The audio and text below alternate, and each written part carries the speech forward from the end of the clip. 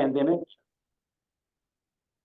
This, you can also see the pandemic here. So we see the temperature falling in the anomaly bars, falling in 2020, pandemic, first year, 21 and 22. You say, can you, what's happening right now? Well, let's put in 23 here, and we'll just go right up to the top here.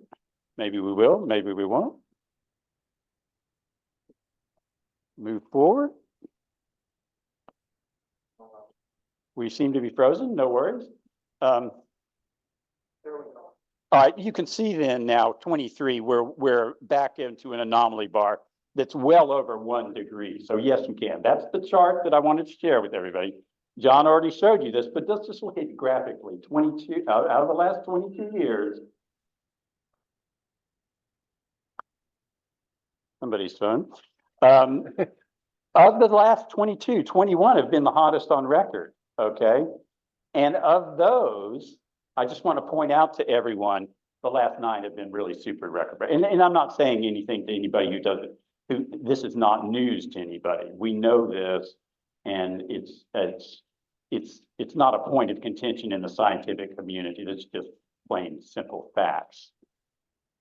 What we want to do then now, I'm going to dispense, so I won't talk anymore about why the climate is changing. I'll just say it's putting fossil fuel emissions into the atmosphere. There was an important law that was signed by President Biden, and it was passed. How it was passed was very, very interesting. I'll just say for a couple of years, Senator Schumer's staff worked in secret to put this Inflation Reduction Act law into place in secret. When they walked across the to Senator Manchin's office and said, Joe, you want to do this? And Senator Schumer and Senator Manchin shook hands and said, let's do this. And then we've got now an Inflation Reduction Act with $370 billion. When we couple this with something called the inflation, can you move one forward, Pete? Yeah, sorry. No worries. When we couple it with this $1.2 trillion bipartisan infrastructure law, we're talking about some very, very serious dollars being expended on climate. So let's say, how do we look at this? Before the Inflation Reduction Act in the 90s, there really wasn't much spending on climate solutions.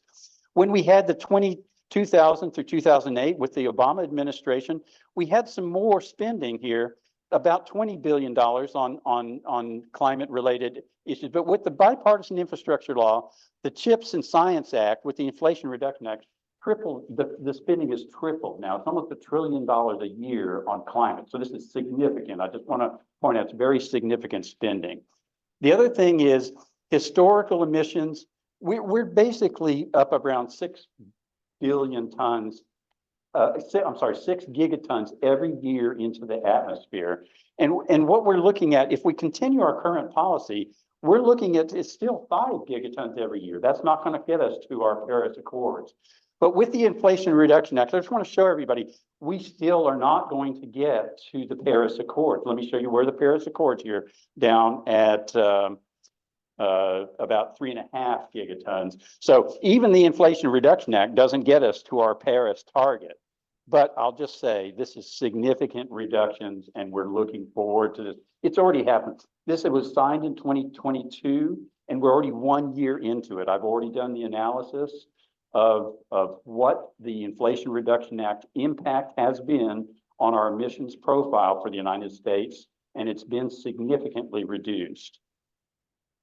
Where do these reductions come from? There's about 1 billion tons a year of carbon reductions. But where are these reductions? Where are they found? Clean generation of electricity is almost 40% of this 1 billion tons. 28% is clean vehicles. Industrial and carbon capture, industrial efficiency is 13%. And then agriculture, buildings, and methane are about 20%. So that's really where we're going to get our reductions. But those are significant. And 1 billion tons off 6 gigatons, that's 1 gigaton. 1 billion tons is 1 gigaton. So if you got 6 emitted into the air every year, and you're reducing it by 1 billion, that's a significant improvement in our carbon emissions profile. One of the things, why is the Inflation Reduction Act so important? I'll just say it promotes environmental justice because 40% of the funds are focused on communities that have been historically marginalized and did not have access to climate financing projects. So of the $370 billion, 40% is directed to marginalized communities where these have historically been impacted by some of the most dramatic impacts of climate change. We call them frontline communities because these are the communities that are first impacted and they're worst impacted. So the other reason why the bipartisan infrastructure law and the Inflation Reduction Act are so important is they can help us achieve lower emissions and to combat this thing that we're talking about today, which is the climate crisis. The last thing I'll say, there's a lot of misinformation about these funding projects from the government, but I'll just say they are slated and were designed to make us more competitive on a global stage, particularly with the European Union, which has already taken direction in climate sustainability well beyond what the United States commitments are. So, and China is also making significant strides. So this Inflation Reduction Act catches us up basically to the European Union and makes us competitive on a global stage. You say, well, Andrew, what is the Inflation Reduction? I don't really understand it. I just want to point out to everybody, in businesses, there's really only a couple of ways to access. Either your business, you either own your own building or you lease the building. And if you either, whether you own it or whether you have a landlord and you pay rent to the landlord, both of you are still going to need a company efficiency plan. And this is what we can help you with at the Climate Reality Project. For vehicle fleets, the same thing. You either own your fleet, large corporations, many of them own, a lot of school districts own their fleet. A lot of them lease the vehicles, and some of these incentives from the Inflation Reduction Act are much more valuable if you lease the vehicle. It doesn't have to contain all this North American components. If you lease it, it's just an electric vehicle and you get the $7,000. So both of the company fleet and the building also need a plan. But you say, what is the plan? Well, energy efficiency is what we're driving for businesses. When we talk to businesses about reducing their carbon emissions profile, we think about building efficiency. And before the Inflation Reduction Act, you used to have to get a 50% savings. You got to prove that you've improved your energy efficiency up to 50% less than what you used to use to get the incentive in the tax break. That's really hard to do with a retrofit old building. If it's existing building, it's just really difficult to get it to 50% energy savings. New buildings, no worries. We can do LEEDs, we can do LEED Platinum. LEED is just a term, LEED, Leadership and Environmental and Economic Development or something. But the truth is that putting up a new building with LEED certification or LEED Platinum, which is the highest level, is quite easy to do with a new building. And there's many resources out there for businesses who want to do that. But retrofitting old buildings is not. So the IRA lowers that 50% threshold to 25%. So this is very significant for people who are thinking about building efficiencies and whether they own or lease. The other thing I'll just say, the prices at a per square foot, let's say I've got a 10,000 square foot manufacturing facility, we can either get $202.50 a square foot, or we can access the full amount, $5 per square foot, to do energy upgrades on my building if we meet prevailing wages, and my contractors and program has an apprenticeship program. So the Inflation Reduction Act is focused on prevailing wages, sustaining communities with good paying jobs, and training people and students and youngsters to get into this idea of learning the skills that they're going to need to take us into this renewable future that we're all talking about. We want to move into a renewable future, but if I'm telling you, if we don't have the electricians and the apprenticeship programs and the union trades and the colleges focused on training these workers, we're just going to have very, very difficult. We're not going to be successful. So we've got to bring these training programs along with our plans to electrify the community. Now, how do you do it? It's a combination, whole buildings, commercial buildings. It's a combination of systems and components. And you say, Andrew, what are they? Just real easy. It's heating, ventilation, air conditioning systems, water heating, lighting, and building envelope. I've split these out differently, but for commercial buildings, the combination of these systems and components is what we're going to improve to reduce our energy use and increase our energy efficiency. Same thing with retail buildings, a combination of systems and components, same components, heating, water, lighting, building envelope. The building envelope is just the insulation of the roof, the walls, the windows, and the floors. Now, if we're going to fix the heating and ventilation and air conditioning, we can actually, this is the most fertile area where we can really do the most for our clients and our customers, is we can really impact this with their HVAC system. HVAC is just heating, ventilation, and air conditioning. But that's a really high number. We can use this 50% energy savings is big.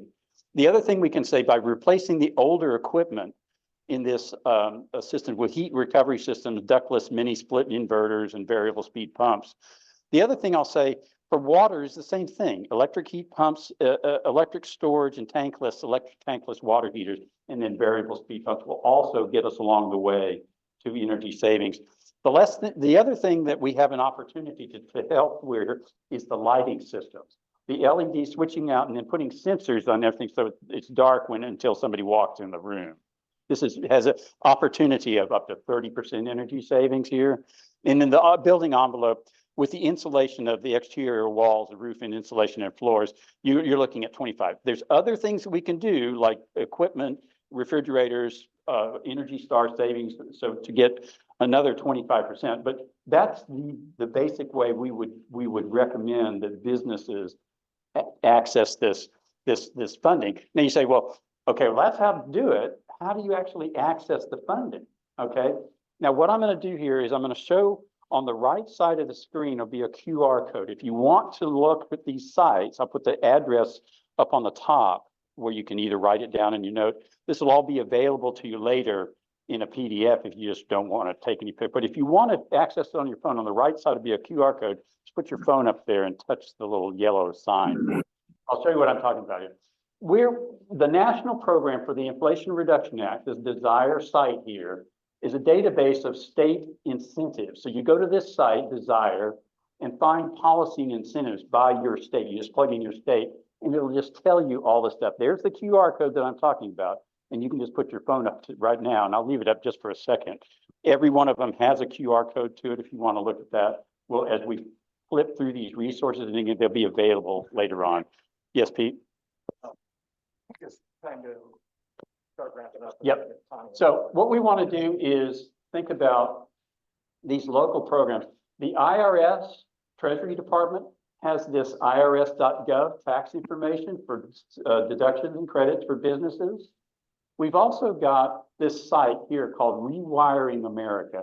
This is a very important site. You go to this site as a residential homeowner or a renter or a business and just type in your information, where I live, how much energy I use, what's my square footage, and it'll tell me, right now I have $23,000 of solar incentives waiting for me to pick up for the year 2024.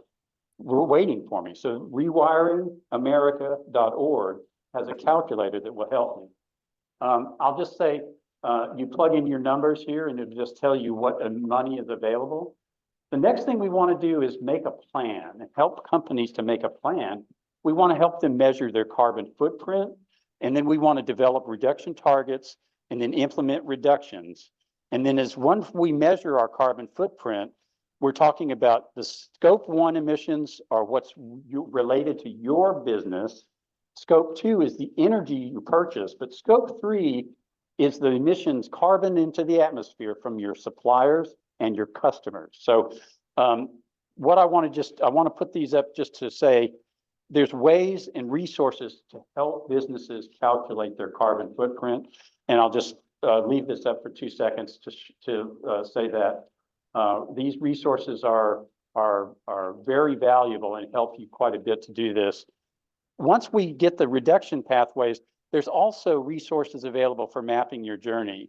The business playbook from the Exponential Roadmap, the Sustainability Project at impacteconomist.com. the climate transportation action plans.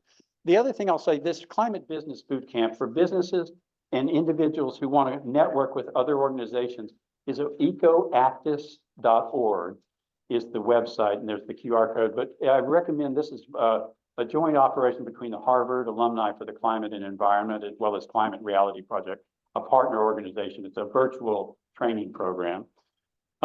There's also these resources. A lot of businesses are home-based, and this Rewiring America site is, again, great for home-based businesses. There's Electrify Everything for renters, as well as people who own their home, fleet electrifications, commercial vehicle cleaning credits from the IRS for tax information. And then once we get the plan, we'll develop a green team. And there's also resources to help people form these green teams. I won't spend a lot of time on that. Energy audits are easy, and there's lots of checklists that people can use for these checklists. Common energy savings for the Energy Star program. I'll just put up some of these things. And just what we want to do then is sort of get to the idea where we might want to take a pledge and say, how do I electrify my life? All you need to do is go to Climate Reality Project, to this QR code right here, and it'll just say, I'd like to take a pledge, and they'll send you all the information you need to do this. So thank you so much for everybody's attention today. It's been wonderful to talk to you. I'm available at the end of our presentation to speak to anybody who wants to. It's been really my pleasure. My Climate Business Working Group has a website here, and I'm really excited about the 2024 coming year. It's going to be a good year. I encourage everybody to listen to what our partners outside are talking about: Citizens Climate Lobby and Third Act, vote, register to vote, convince people to register to vote. And thank you again so much. I appreciate it. Thank you, Andrew. Appreciate it. Okay. Our next speaker is Connie. Yes. Yes. Okay. Connie is a former Peace Corps member. She's a epidemiologist, and she's from the LA County CEO's office. So please welcome Connie. I got something to do.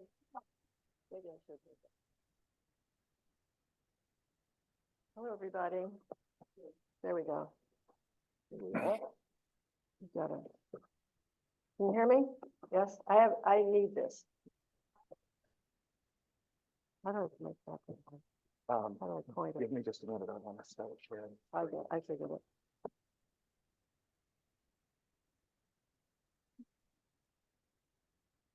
Hang in for just a second, folks. I'm just getting the screen share on for Zoom for that audience. Oops.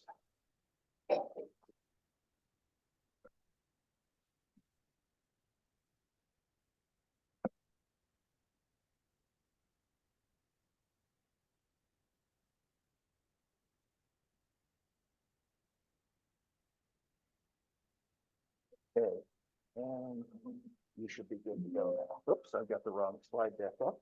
But my deck is on the screen.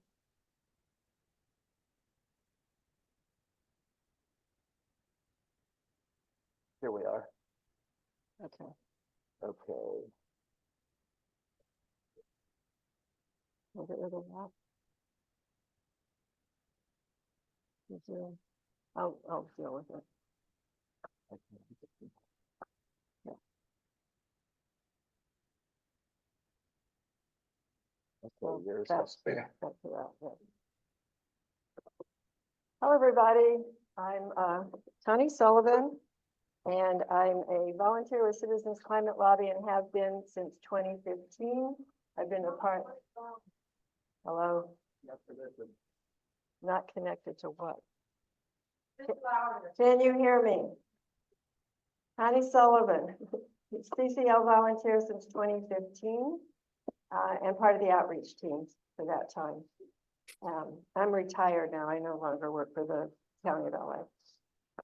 So our agenda today, we're going to talk about what we know about climate change. I'm not going to go into that much because I know everybody here knows about climate change, and we just heard a lot about climate change. We're going to talk about who Citizens Climate Lobby is and what the solutions are that we support, and what specific actions that you can take to maintain a livable world. You're all very much aware, I'm sure, that greenhouse gases are building up in the atmosphere and they are heating up the planet. We know that 97% of the climate scientists agree that global warming is real. It's caused by increased greenhouse gases, and human activity is causing almost all the increase. So we've seen today that last year was the hottest year on record, and the prior, I don't know how many years, were also the hottest years on record. We just keep getting more and more extreme heat, weather events, rising sea levels, more droughts, and the ocean temperatures are increasing. And this is expensive. The number of $1 billion climate events has quadrupled since 1980. Pardon me, but we're not getting the screen shared behind you, so I went through all those slides and nothing changed. nothing has changed yet. Give me just a minute, please. Apologies, folks.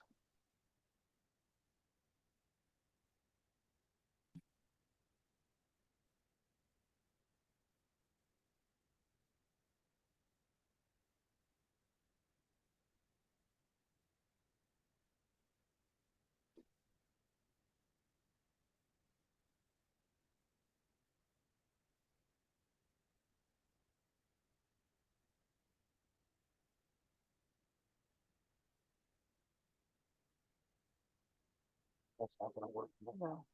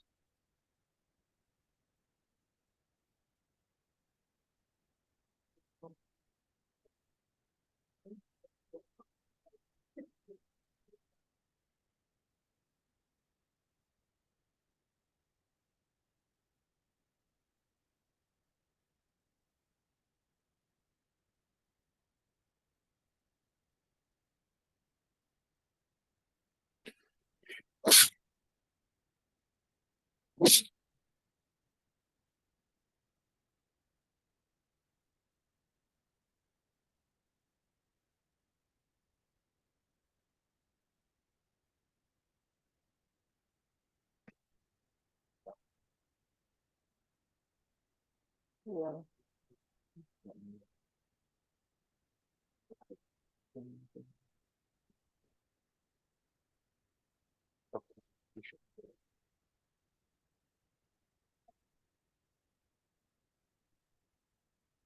Okay, I'm going to race through the slides that I thought I was showing you already.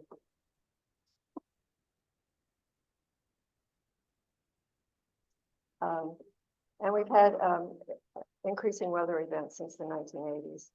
And you can see that that's increased our, the number of $1 billion climate events has quadrupled since 1980. So how do we get there? Let's talk about solutions. Well, Citizen Climate Lobby advocates for carbon fee and cashback. You may have heard cashback as a dividend. We use those kind of interchangeably. So what makes a good climate solution? It drives large-scale change quickly, looks out for those who can least afford rising energy costs. It's healthy for the planet and the economy. It's durable. It's going to stick around. If Congress passes a law 1 year, the next Congress isn't going to undo that because it's going to be popular. It's going to have popular support. And it uses incentives that support choice. So the current iteration, we have a bill now in Congress. We have several, we've had several bills the last few Congresses. This one is HR 5744, the Energy Innovation Act. Polluters pay and people get a carbon cashback. The author is California's Salud Carvajal from Santa Barbara. The first co-sponsor is Scott Peters. This bill was introduced in late September of last year, so it's a relatively new bill, and there aren't a lot of co-sponsors yet, but there will be. The prior iterations of this bill had many Congress people co-sponsored the bill. So how it works, it's really simple. You charge a fee on fossil fuels at the source. That's the mine, the well, the port. Return 100% of net revenue to households as a carbon cashback. And there needs to be a carbon border adjustment component. We'll talk about that a little bit later. So how it works. Both businesses and individuals make energy choices that will benefit them financially. We do that every day, right? When fossil fuels become more expensive, energy companies move to renewable energy to produce electricity. When fueling an automobile with gasoline becomes more expensive, drivers switch to electric cars. I am a living example of that. In 2005, the gas price went to $4 a gallon. Anybody remember that? I bought a Prius. So I was filling up every 10 days instead of every 4 days. Those are the choices you make every day. So the carbon fee, as I said, we place a fee on coal, oil, and gas. Starts low and it grows over time. Initially, it'll start at $15 per metric ton of CO2 equivalents being emitted, and then it will increase $10 a year, inflation adjusted, until the emissions are down 90% from 2005. The benefits from the Energy Innovation Act. Net zero by 2050, affordable clean energy. It's going to put money back in your pocket, and it's going to save lives. So net zero by 2050, this policy will deploy the single most powerful tool we can have to drive down America's carbon pollution and ensure a healthy climate. It is critical to hitting our climate targets of 50% carbon pollution reduction by 2030 and net zero by 2050. You probably can't see this too well. That's not too bad. This is the En-ROAD simulator that was developed by MIT. And it shows our trajectory that we're on right now, including the things that we've already done to reduce greenhouse gas emissions. And we're still on a trajectory for 3.4 degrees Celsius higher than now by 2100. And you can see down in the lower right corner, we haven't done anything on carbon pricing. If we move that lever for carbon pricing all the way to the maximum, we can see what happens to the increase in degrees centigrade over time. And you can see the shape of the curve. There's a huge benefit early on, front-loaded from carbon pricing. And then, so the first decade after we would put carbon pricing in place, we would see benefits in greenhouse gas emissions that are larger than anything else. So when you combine carbon pricing with another method for reaching our goals, like permitting reform, and I think somebody else is talking about that, right? We're over there. Yeah. You can see that we really can get down to where we need to be. Another benefit will be affordable clean energy. Americans shouldn't have to live with the price shocks and rising energy prices associated with fossil fuels, and this policy will drive energy innovation, giving every American community access to abundant, affordable, clean energy produced right here at home. And so when the government makes fossil fuels more expensive, businesses are going to compete to provide clean energy solutions, and the resulting innovation will reduce our pollution fast and efficiently, leading to plenty of reliable and affordable clean energy for our modern lives. And jobs are going to be created. When you innovate, you create jobs in the clean energy sector. It's going to put money back in your pocket. The money collected from the corporate polluter fees goes directly into the pockets of millions of hardworking families via a monthly carbon cashback payment. The money can be spent without restrictions, and most low and middle income Americans will come out financially ahead, or at least break even. So after 10 years, a family of 4 can expect an annual cashback dividend of $2,974. The cashback dividend is given to every man, woman, and child. It's not given to a household as a lump sum. It's given to every man, woman, and child. Adults will be getting a full dividend, children get a half dividend. So a larger family would receive even more than $2,974 annually. About 2/3 of U.S. households will come out ahead, and their dividend is going to be greater than the increase in their cost of living. they will have money to spend in the economy. It will be somewhat stimulative. In the 44th Congressional District, where we are right now, served by Representative Nanette Badadan, about 84% of households would come out ahead. And it's going to save lives. This policy will help improve health and save millions of American lives over the next 50 years because of the reduction in the pollution that Americans breathe. Poor air quality from burning fossil fuels is responsible for as many as 1 in 10 American deaths today. So yes, it will save lives, and we're expecting over the next 50 years after carbon fee and cashback is implemented, 4.5 million lives to be saved. And then finally, I mentioned the carbon border adjustment. You might also think of these as tariffs. We would place a carbon border adjustment on imported goods, and the goods that are exported to the United States will receive a refund. Foreign companies won't get a competitive advantage, and U.S. companies will not gain by moving operations to countries where fossil fuels are cheaper. So there would be this CBAM would be placed on goods that come from countries where they do not price carbon to level the playing field with our American manufacturers. This was a report in Reuters in 2021 that the EU is pricing carbon. They're doing it through a cap and trade mechanism. And in 2021, it hit 50 euros per ton of CO2. In 2023, the European Union was supposed to put in place a CBAM.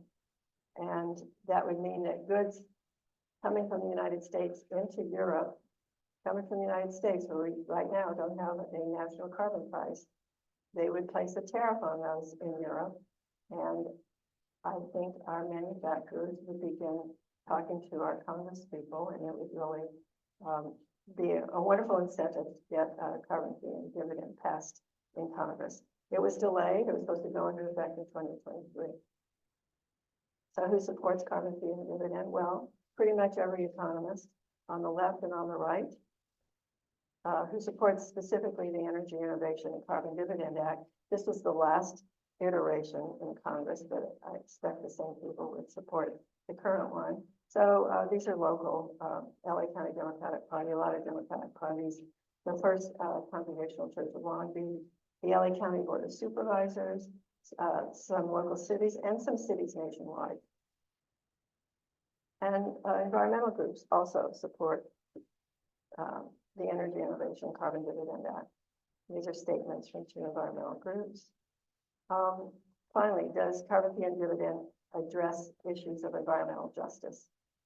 We think it does. We need to convince our friends in the environmental justice community that it does. We would love to have them on our side. The dividend protects low-income households, as I've already explained. So it will mitigate the impact of increasing fossil fuel prices. Low-income communities will benefit from reduced air pollution. Carbon fee is not the same as cap and trade. Cap and trade is the other pricing mechanism. We have that here in California. But companies can, under cap and trade, can buy an option to pollute locally. So people who live near refineries and other manufacturers have not seen a reduction in pollution from cap and trade, but they would from carbon fee and cashback. As I said before, carbon pricing alone is not enough. It's a necessary but not sufficient to reduce all the greenhouse gases that we need to do. But it can have a strong effect along with regulatory policies. And then finally, do conservatives like carbon fee and dividend? Is there hope for a bipartisan support? This concept was developed to be attractive to people on both sides of the aisle, actually. So arguments that resonate with conservatives is that it's not a tax if the government doesn't keep the money. Injecting dividends in the economy is good for business. Letting market forces work is better than government regulation. And there would be a predictable fee for companies to do long-range planning. Younger conservatives definitely believe in climate change and want to see something happen. And according to John Kerry, President Biden wants carbon price at some point. I think we're at that point. A little bit about Citizens Climate Lobby. We are the group that's building the political will for a livable world. We have hundreds of chapters all over the United States and some in foreign countries. We advocate for a bipartisan policy of carbon fee and dividend to address climate change. We lobby members of Congress, and we build support in local communities. We have a Long Beach chapter, a Southwest chapter, and these are the Congress people that we work with. These are some of the other things that Citizens Climate Lobby is involved with. And you see the last thing there is attending congressional lobbying events in Washington, D.C. Our founder, Marshall Saunders, when he was developing his carbon fee and dividend plan, he said what's needed is thousands of ordinary people organized, lobbying their members of Congress with one voice, one message, and lobbying in a relentless, unstoppable, yet friendly and respectful way. And I think that describes us, those of you who are in the PCL, right? And this is a picture of the June 2018 conference, and I show it because that person right there on the end is moi. Had a great time. We lobbied 3 different congressional offices, and it was really a wonderful experience. If you'd like to know more about Citizens Climate Lobby, because once you join Citizens Climate Lobby, prior to joining Citizens Climate Lobby, I wondered what little old me could possibly do to save the planet. Now I feel like I'm doing something, so I encourage other people to join. One way to get started is to log on to our Wednesday evening nationwide call, and you can see it there on that URL, how to find out more information about that. Thank you so much for your time. Have a great day. Thank you. Thank you, Connie. Now, our next speaker is Margaret Meyncke. She, like I, is a California credentialed teacher. She is the lead for the Temecula Valley Citizens Climate Lobby, but she specializes in urban forests, old growth forests, and forest pockets. So we're going to talk about greening it up here, I think. Please welcome Margaret. Thank you, John. Well, I'm excited to be here today, and it only took an hour and a half to get here from Temecula, so I was happy about that. And I'm here to talk about trees and forests, so I'm wondering if there's any other tree huggers out there in the audience. Okay. So it's my job to keep you awake for the next 10 minutes. And I was telling a friend yesterday that I was going to be doing this presentation on healthy forests. And since she's a scuba diver, she said, "You mean above water?" And I was like, "Hey, that's a big question." Wow. Well, before I get started, I want to thank Pete Marsh especially for having a vision for this event and then following through. Thank you. We really appreciate you. And my friend Helen Sklar is here today representing Great Broad. She's the LA newest broadband leader for LA County. I'm also the leader for San Bernardino and Riverside County, called the Inland Empire broadband. But all the advocacy training I got through Citizens Climate Lobby, I use now Great Broad for wilderness as well. And very excited about the growth that we're seeing in California with Great Broad for wilderness. Part of my presentation is going to be about what you can do personally for trees. You can plant a tree, you can help a friend plant a tree, but there's a lot of innovation coming out within the forest community and the different aspects of that. Okay, you're good to go now. And there's your place for your laptop. Okay, thank you. Let me get a different Zoom microphone on you, and you can. Is this one a microphone working? Yeah, so you can use either one. Oh, rather than this one? Either one. And I have them here. it's not on. Okay. There.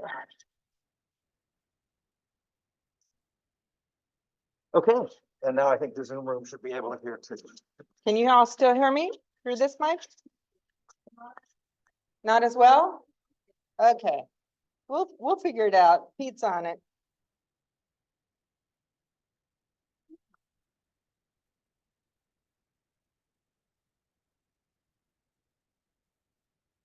Now I gotta figure out how to do both things at the same time. All right. So my first topic today is healthy forest. Full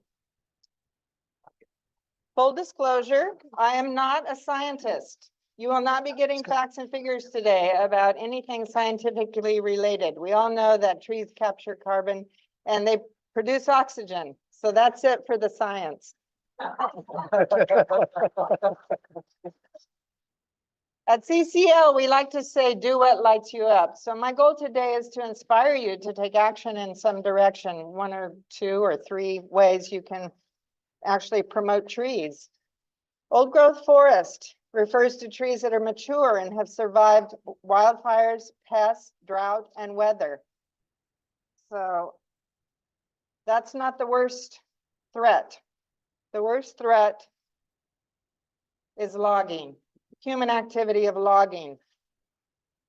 So I think these pictures pretty much speak for themselves. This is really a disaster. And even on our own national forest, they're still logging. But recently, President Biden has asked a proposal for protection of old growth forests within our national forest systems. So they're going to amend 128 forest management plans within the national forest system. So they're going to restrict logging. So that's good news, right? I'm not gonna worry about it. Yeah. We currently have less than 5% remaining standing in the West, and that's really not good enough. It takes a long time to grow an old growth forest. Correct. Okay. So the website that I recommend is Old Growth Forest Network. You can sign up for their newsletter. You can donate financially. You can support your local forests with donations and actual work. You can volunteer there. And you can thank President Biden for supporting and protecting our old growth forest. My second topic is urban forests. Right. So I'm thinking. This basically means trees inside a city. Since most of us live in cities, this affects us personally. So we can get through this. Your first action might be to plant a tree in your own yard. Well, then ask around if any of your friends wants to plant a tree and help them. I've had people post on Facebook, I'm interested in planting a tree. Can somebody help me? One of my personal favorite projects is Homegrown National Parks. This is a national project to reduce the 40 million acres of lawn in half by planting native plants, which includes trees. There's a magical connection between native plants, insects, and birds. If you plant natives, the birds will love you. Another great organization is Neighborhood Forests. This is a group that gives away free trees to kids on Earth Day. I learned about them through my local library. At the city level, there's several options you can consider. About 5 years ago, I facilitated an effort to help my city of Temecula become a certified Tree City USA with the National Arbor Day Foundation. This initial effort created a personal connection with our city government and the city parks manager. We now celebrate Arbor Day every year, and my city also has its own urban forest management plan, which includes memorial trees. Memorial trees are a way to honor someone by planting a tree in their name at a local park. Check with your own local city government to see what they are doing with urban forests. At the state level, California has an urban and community forest website administered by CAL FIRE. There you can find resources and information, including state and federal grants and funding opportunities. That means money. I also discovered California Relief, an organization dedicated to supporting grassroots efforts and building strategic partnerships. Working with these organizations will help you build your community of active and involved citizens and locate fellow tree huggers.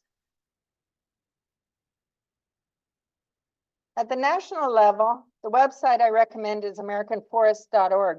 They claim to lead the movement to protect and restore urban forests. Be sure to access the tree equity score feature and find out what score your city has. I checked on Long Beach and it has a score of 76. If you are a data nerd, you will love this tool. It has lots of information, such as the amount of carbon sequestered or even the amount of stormwater runoff prevented. It's really cool. So, suggested actions for urban forests. What can you do? Well, find out which native trees grow best in your area by accessing the websites of Cascade National Wildlife Federation or Bloom, California for local information. Then check with your local water district to see what resources they offer. Plant a tree in your own yard, city park, or local school. Perhaps another agency or government entity would like a tree, such as a library, a post office, or a fire station. Check with the local Girl Scouts and Boy Scouts, see if they would like to get involved in a specific project.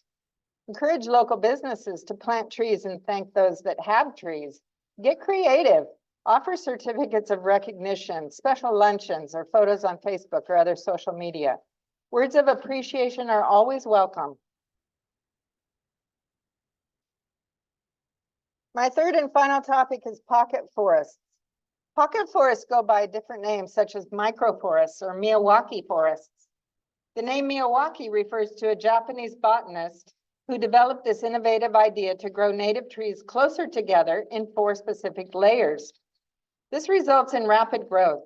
It's estimated that trees planted using this method grow 10 times faster and support more biodiversity and pollinators. If you want to build a forest, even a small one at a local park, a library, a vineyard, or school, research this method and join the growing number of pocket forests around the world. The website I recommend is Sugi Project. There you will find all the information you need to build a forest. They have a world map that includes a local example right here in Los Angeles at an elementary school called Mid-City's Prescott School Forest. Bravo, we salute you. Another local effort is the microforest at Griffith Park in Los Angeles. So what can you do? Do your research. Sign up with Sugi Project, identify an opportunity that's local to you, and ask friends to help. This is a community-inspired idea. Select a project, connect with friends, and get busy planting. In conclusion, I hope you are inspired by all the options and opportunities available to you. The important thing to remember is to be bold, take a risk, get out there and do something that's going to make a difference. That's how we have solved these problems, solutions. Right, Pete? All right, thank you. Thank you. Okay, we have one more speaker to go. And you've seen him up here many times, as he's not only a speaker, but he's our IT person. And he really did put this whole thing together. So Pete Marsh is a retired Coast Guard officer. He's a solar contractor, and he's going to talk about electrification today. He's an electric speaker.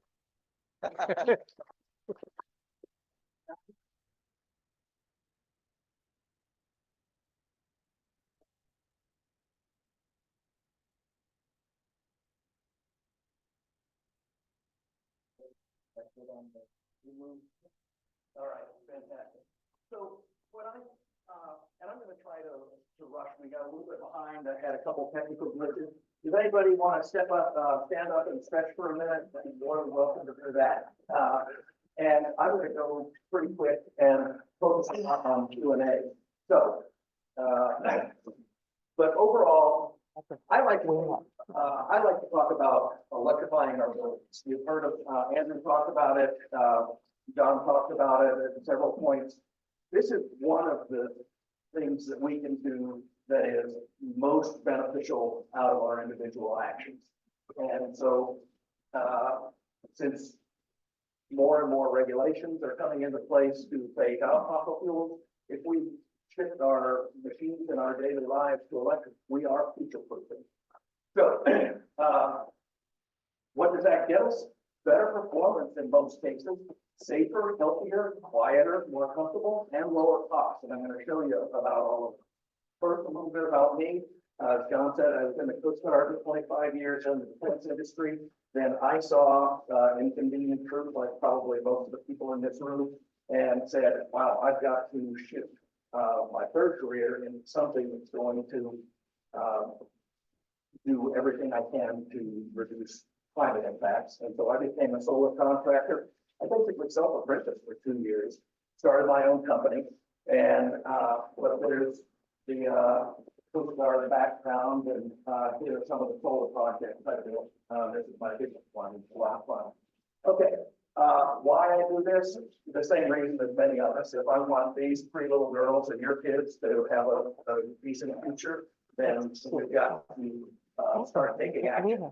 So electrify everything, and decarbonize the grid. Let me see if I can get rid of that Zoom bar.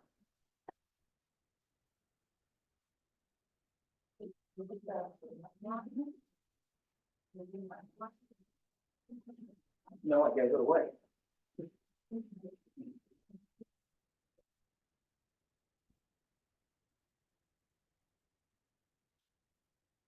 There, okay, you should be good on the Zoom room now. All right, so we're going to electrify nearly everything.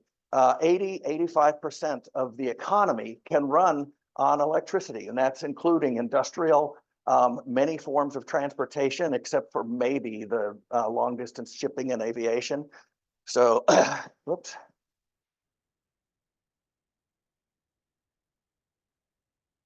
There. But how do we stop burning fossil fuels? Well, a decade ago, that was not entirely clear.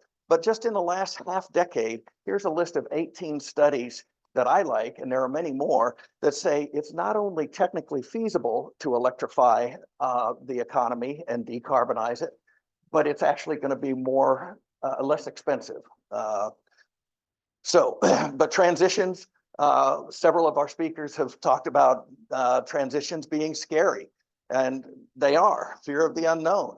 But guess what? We've all been through some transitions before, right? And how many people still use this to take pictures, right? So transition and change is something that we're actually used to. There's a lot of fear, uncertainty, and doubt, largely being fueled by the people who are making profits off the old industries. But so before I talk about electrifying the machines in our lives, I want to talk real quickly about clean energy, clean electricity getting to the machines in our houses. Coal, oil, and natural gas are not only spewing most greenhouse gases, they are also causing a lot of deaths, both to workers and to people because of air pollution. Nuclear, wind, solar, geothermal are growing rapidly. And here's what's happened just in the last 70 years. So from 1950, for decades, we've said coal is king. A lot of people have heard that saying. Coal has been over 50% of US electricity generation for decades. But starting just in 2005, the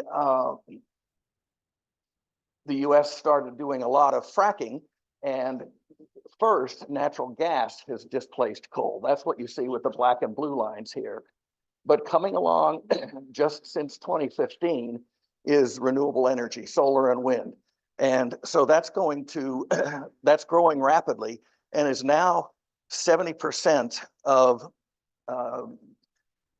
the electricity generation that's installed in the US every year.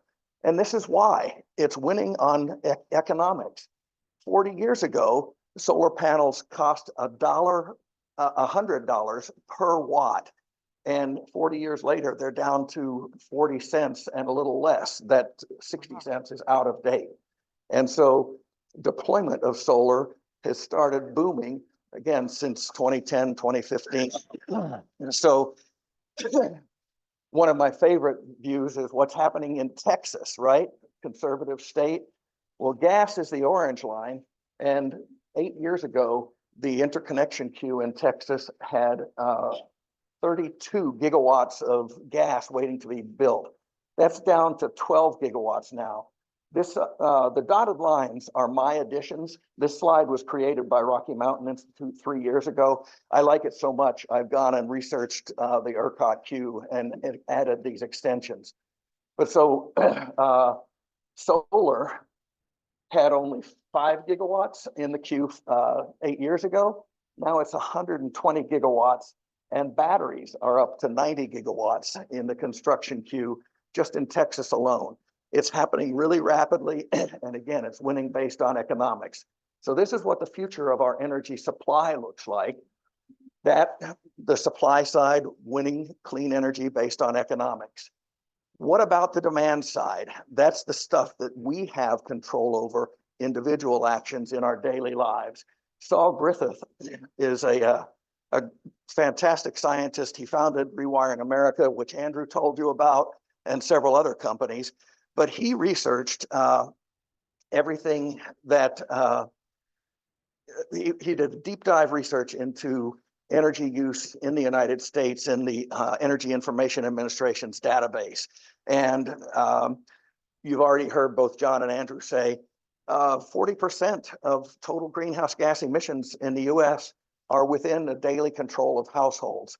That's through basically just 5 types of machines: our heating, our water heating, transportation, cooking, and laundry. The stuff on the bottom is also, some of it's powered by gas, but there's a lot fewer of them and they're a lot less entrenched. So all we have to do is change these things to electric and we'll be good. I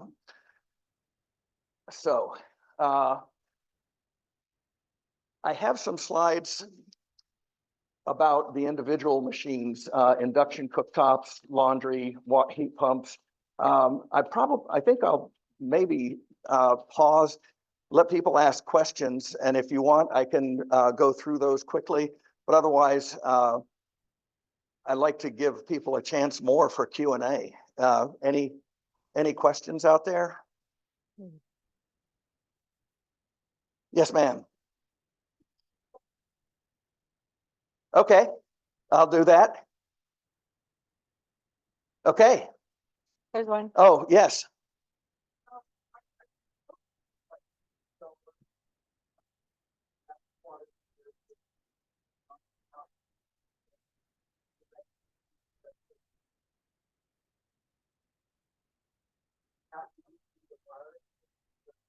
Correct. It can be challenging. And so I've got a little slide about that in a few minutes. Most of the electric machines are right now either just slightly more expensive or say 20 or 30% more expensive than their gas counterparts. That's changing pretty rapidly. We've all heard that electric vehicles are way too expensive to afford, right? But if you look at it on a cost per mile or a cost per month basis, because you save so much money, they're actually cheaper. So I'll talk about that. Also, Andrew talked us through the Inflation Reduction Act and the websites that help with finding that money, Rewiring America, Switch Is On, and others. And you can get rebates or tax credits to help with offsetting, more than offsetting the upfront cost. So there's 10 years of the Inflation Reduction Act. Look for every opportunity to replace a gas machine with electric. So cooking, culture wars galore earlier, about a year ago, right? Gas stoves. And the American Gas Association decades ago realized that stoves are the gateway appliance. They wanted to, and they've been marketing for decades, oh, it's better to cook with gas. And maybe 100 years ago, when we were replacing these dual fuel beauties, either coal or wood stove in your kitchen, maybe gas was an improvement, but electric is definitely healthier and better for you. Bob Hope, one of his writers, knew a lobbyist from the American Gas Association. That lobbyist slipped in, "Now you're cooking with gas," into a Bob Hope show, and it's been saying, meaning good things for years. Here's the Gas Association. Thank you very much, Gas Association. Nothing like a little gender bias there. But what's really happening when we burn, whoops, let's not trip on the cord. When we burn fossil fuels inside our homes, we emit nitrogen oxide, dioxide, carbon monoxide, formaldehyde, and kids who grow up in houses with gas cooking are over 40% more likely to have respiratory problems. So induction stoves, they basically look like any other cooktop. This looks like the 20-year ago and more ceramic glass cooktops, but those were resistance heat and they were slow to heat up and cool down. Induction is nearly instantaneous, even a little faster at changing than gas. It's more precise. So induction cooking is really the way to go. I have a portable induction cooktop outside at our booth. Okay, heat pumps, 200 to 500% efficient. What? That's impossible, right? I had to look at this for weeks to figure out what was going on. We've all seen heat pumps. We call them mini splits. They're essentially look like an air conditioner condenser outside and a small indoor unit.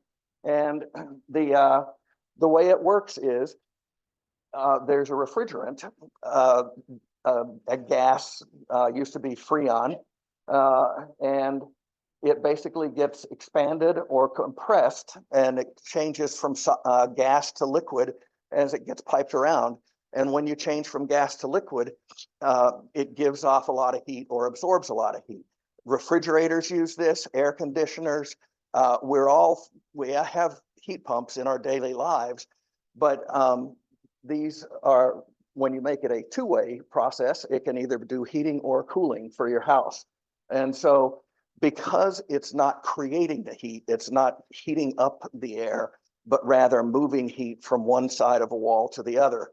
That's why the efficiency. And the efficiency is the heat energy that's created by the amount of electricity energy that's put in. That's where the 200 to 500% improvement comes in. Heat pumps can also look a lot like your old furnace. This is my heat pump in my attic, and this is the old furnace that it replaced. So I just kept the ducting so they don't all have the wall-mounted mini split units. And around the country, home builders and developers in the yellow areas, all electric homes already predominate. California is actually behind most of the country, largely because the 2003 energy crisis, when Enron structured the rules so that they could then screw over ratepayers and cause the rolling blackouts. Thank you, Enron. The state of California decided, oh, wow, we'd better not continue pushing for all electric.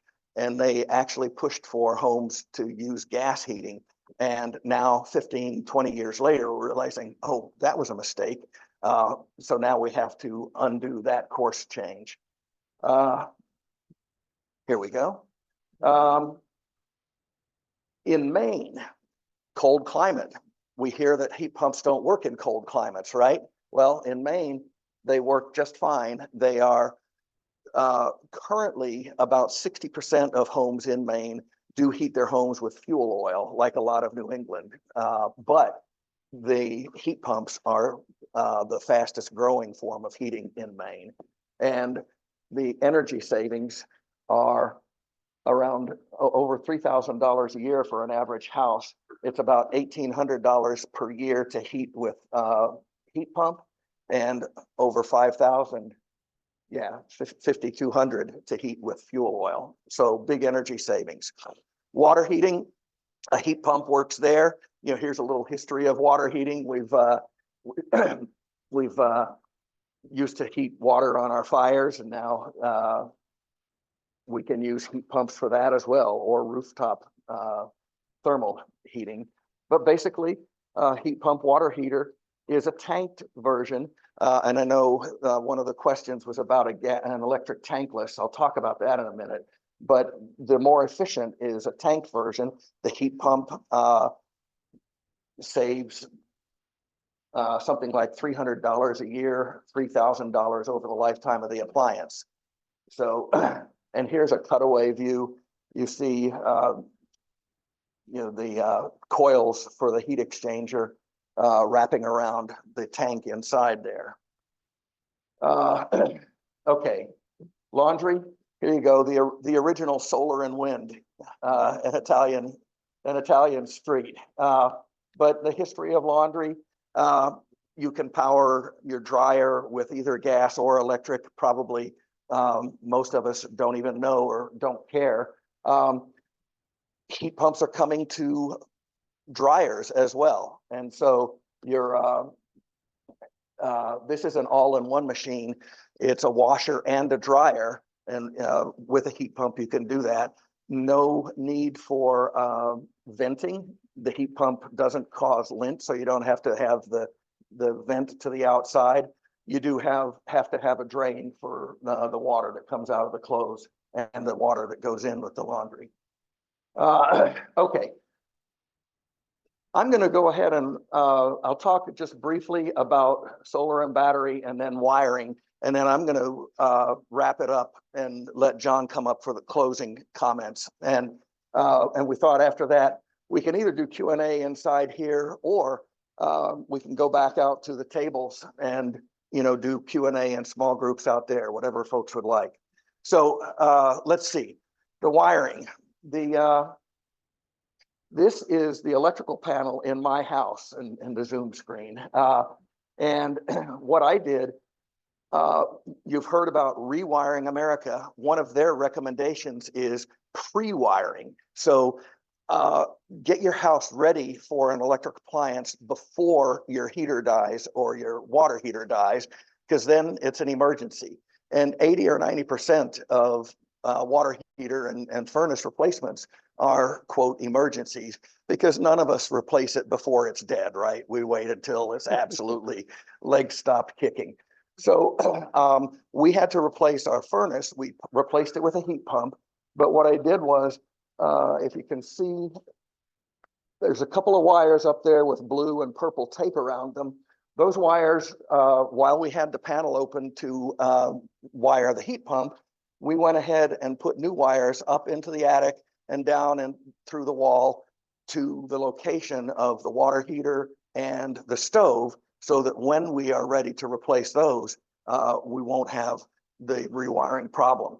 There are rebates in the Inflation Reduction Act for this work on your main electrical panel and for running new circuits as part of your new appliances.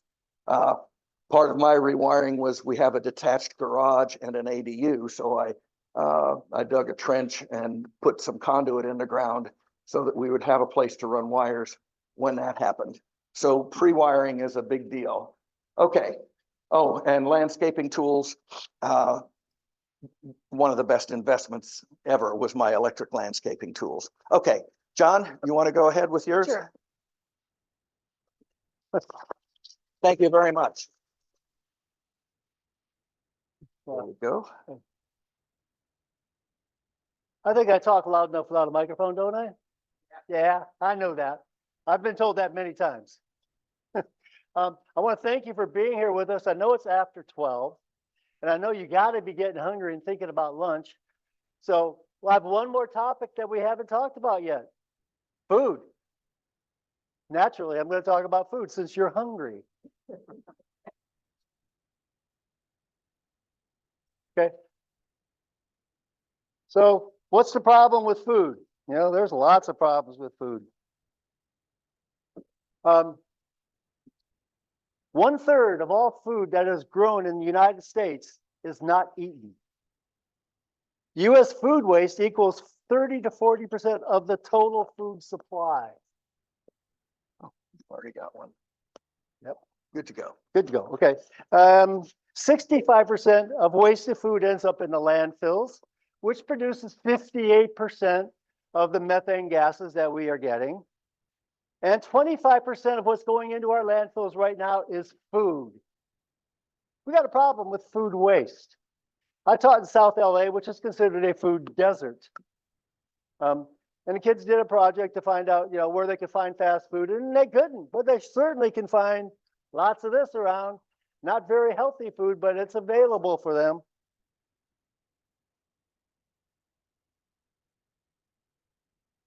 Okay, so what did we do? We planted a school garden, and the kids did a community map, and they actually found a community garden at USC that grows healthy, natural food and sells it to the community, and they had no idea it was there.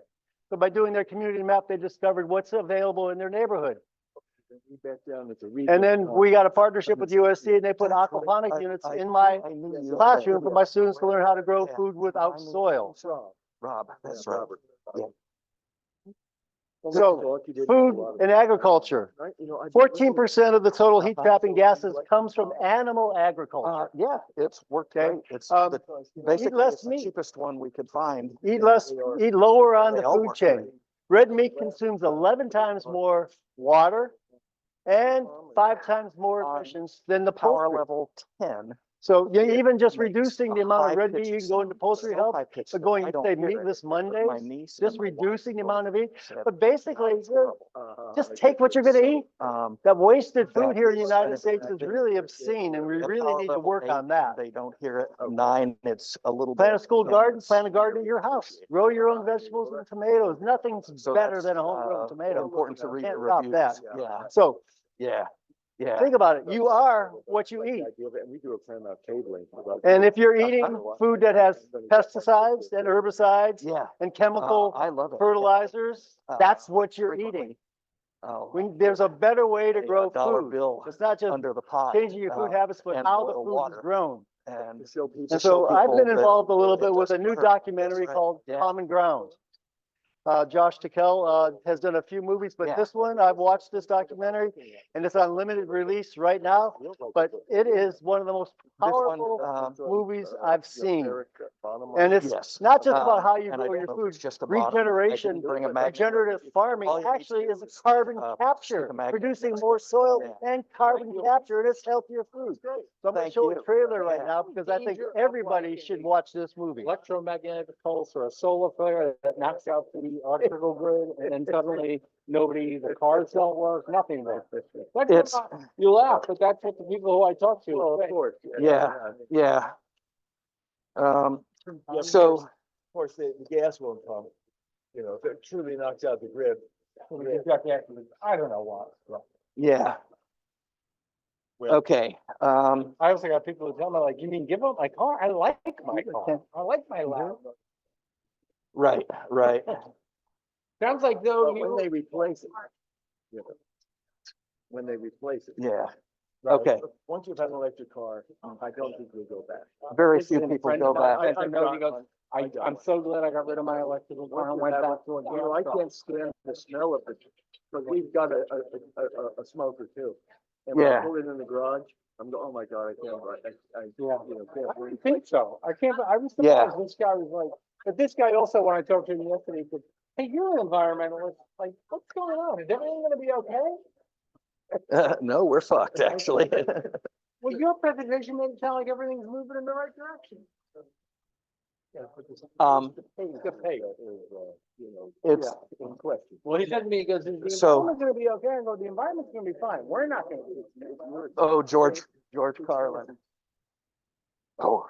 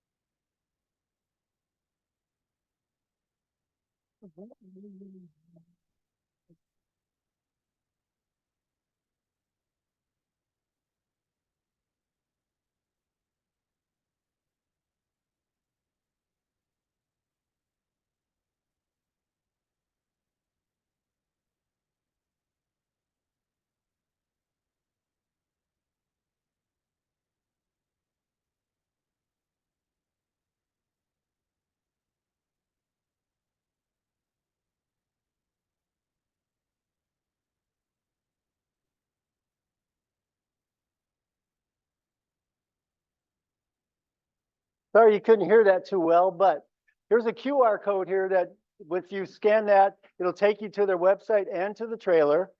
But this movie is so powerful. It's really shocking when you learn the way our food is being grown and the way it should be grown. Two different stories there. So I want to say thank you to all of you for being here today with us. And I want to thank all the groups that have been out there supporting us. And I want to leave you with just one final quote from Dr. Goodall. She says, above all, we must realize that each of us makes a difference with our life. Each of us impacts the world around us every single day. And we have a choice to use our life to make the world better or to not bother. And I don't believe any of us are here today because we believe it's time not to bother. We believe it's time for action. And together, again, that group thing, we all need to work together to make a difference. And then we can. And that's why we're here today. So thank you for being here today. It's been my pleasure having you here. And if you want to do some questions and answers, would you rather do it outside or up here? Outside? Oh, at lunch? Thank you.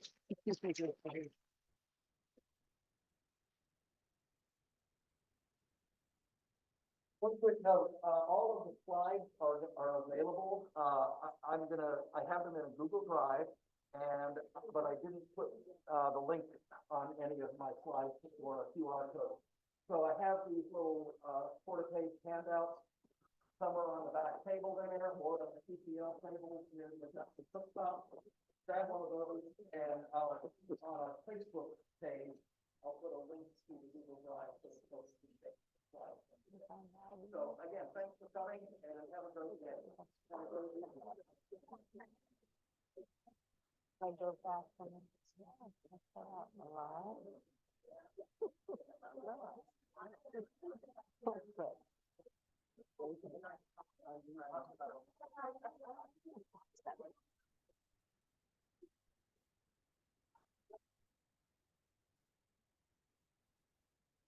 I'll be out in a minute. I'm gonna say hi to Andrew.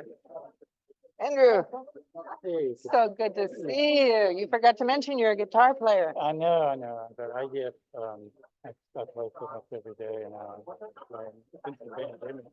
working with a teacher now. I'm getting serious about it. Good for you. Yeah. Maybe you can put the band together.